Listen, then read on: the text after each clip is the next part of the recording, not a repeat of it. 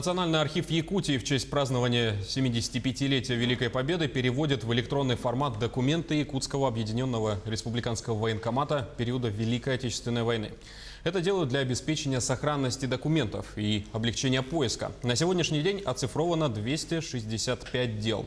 Кропотливую работу проводят на специальном планетарном сканере. Сканируются призывные списки, извещения о гибели и без вести пропавших солдатах Великой Отечественной войны.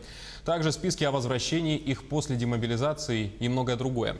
Воспользоваться документами сможет любой желающий. Это поможет найти своих родственников, информацию о которых до сих пор была неизвестна. В первую очередь это, конечно, обеспечивает сохранность документов, потому что главная цель нашего архива – это сохранить документы для наших потомков. То есть если есть доступ к документам в электронном виде, то есть документ не достается, он сохраняется. Кроме того, одновременно к одному документу может быть доступ у нескольких человек с помощью современных технологий.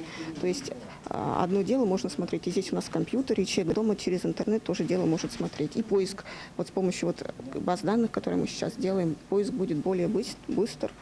Ну и, в общем, это удобно и гражданам. Наш век современных быстрых технологий.